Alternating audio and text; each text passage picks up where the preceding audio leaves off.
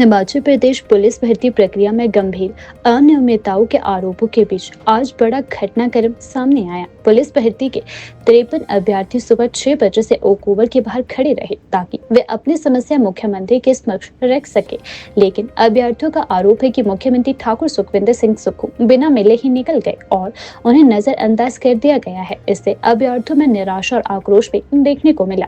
इन 53 उम्मीदवारों का कहना है कि भर्ती आयोग की त्रुटि के कारण अंतिम चयन सूची में नाम होने और सभी औपचारिकताएं पूरा करने के बावजूद उन्हें भर्ती से बाहर कर दिया गया। अभ्यर्थियों ने दस्तावेज सत्यापन, मेडिकल परीक्षण समेत पूरी प्रक्रिया पास कर ली थी और चयनित होने के विश्वास में किसी अन्य सरकारी भर्ती में आवेदन भी नहीं किया, लेकिन अब परिणाम संशोधन के चलते उनका नाम हटा दिया गया है, जिससे उनका भविष्य अधर में लटक चुका है। अभ्यर्थियों ने बताया कि आयोग की देरी और गलतियों की वजह से कई उम्मीदवार ओवर एज भी हो चुके हैं और अब अन्य नौकरियों के लिए आवेदन करने का मौका भी खो चुके हैं। अभ्यर्थियों ने भर्ती आयोग की कार्यप्रणाली पर सवाल उठाते हुए कहा कि अंतिम परिणाम के बाद नाम हटाना अनुचित और अन्यायपूर्ण है। आयोग की गलती की खामियाजा उम्मीदवारों के भविष्य को बर्बाद कर रहा है। दोषियों पर कार्यवाही कर पुनः भर्ती प्रक्रिया में शामिल कर ज्वाइनिंग दी जाए। उन्होंने सरकार से मानवीय व न्याय आधारित निर्णय लेने की अपील की है। अभ्यर्थियों का कहना है कि वे न्याय मिलने तक शांतिपूर्ण प्रदर्शन जारी रखेंगे और अपनी आवाज लगातार उठाते रहेंगे।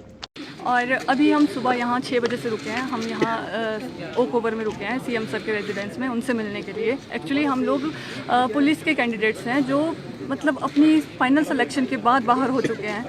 एक्चुअली ये सारी जो भर्ती थी वो 2024 से चल रखी है। 2024 अक्टूबर में हमारे फॉर्म फिल हुए थे। उसके बाद हमारा फेब 2025 में हमारा ग्राउंड हुआ था।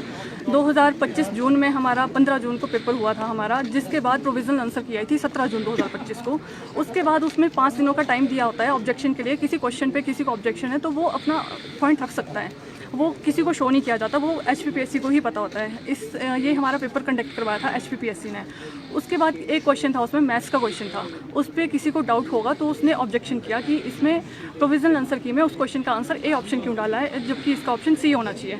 तो उन्होंने उस बेस पे सितंबर में 2025 को 24 सितंबर से लेके 29 सितंबर के बीच में डॉक्यूमेंट वेरिफिकेशन के लिए हम लोगों को शॉर्ट लिस्ट कर लिया गया। जबकि 15,000 बच्चों ने पेपर दिए थे, उसमें से 2,000 बच्चे हम लोग शॉर्ट लिस्ट हो गए डॉक्यूमेंट वेरिफिकेशन के लिए। उसके बाद जो फाइनल आंसर की आती है वो सी ऑप्शन पे आती है, क्योंकि उन्होंने ऑब्जेक्शन डाला था किसी ने ऑब्जेक्शन ए ऑप्शन पे, तो सी ऑप्शन पे हमारा रिजल्ट निकालते हैं और हम लोग सेलेक्ट हो जाते हैं।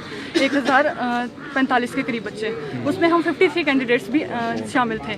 सी ऑप्शन के बेस पे हम लोगों ने सी ऑप्शन किया था। फिर किसी ने केस किया कि ये सी ऑप्शन क्यों है जबकि प्रोविजनल आंसर की में ए ऑप्शन डाला था। ये सिर्फ एक क्वेश्चन के बेस पे है सारा सिस्टम। फिर 25 तारीख को उसकी हेयरिंग हुई तो एक्सपर्ट ने बोला नहीं इसका ऑप्शन सी ही है।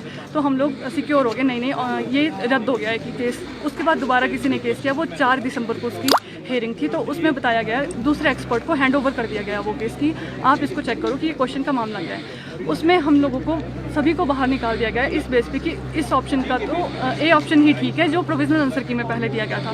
तो ये पूरी आयोग की गलती है जो उन्होंने पहले ए ऑप्शन, फिर सी ऑप्शन, दोबारा सी और फिर दोबारा ए। अब इसमें हम बच्चे सब सफ़र कर रहे हैं। एक्चुअली हमारा फ्यूचर का सवाल है। हम लोग उस एज पे आ गए कि हमें अब नौकरी की ज़रूरत है। हम कोई और पेपर भी भर नहीं पाए इस वजह से। 3 साल हो गए इस भर्ती को होते होते।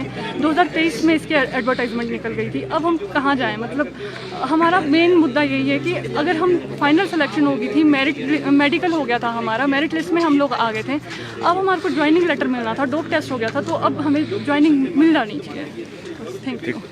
आगे जो बोलेंगे आप?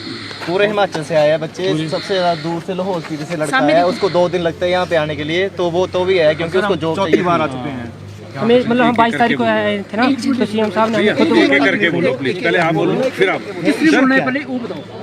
इशू ये है कि 15 जून को हमारा जो है वो पुलिस का पेपर हुआ और 17 को जो है वो HPPSC ने प्रोविजनल आंसर की निकाली। उसमें जो एक क्वेश्चन था रैशनल नंबर वाला, उसमें उन्होंने ए आंसर किया था। तो उन्होंने बच्चों को बोला कि अगर आपको ऑब्जेक्शन है तो आप बता दो, हम उसको कर देंगे, ठीक है। तो बच्चों ने बोला नहीं उसका सी आंसर है, तो उन्होंने सी कर दिया। उस बेस पे फाइनल मेरिट बन गई।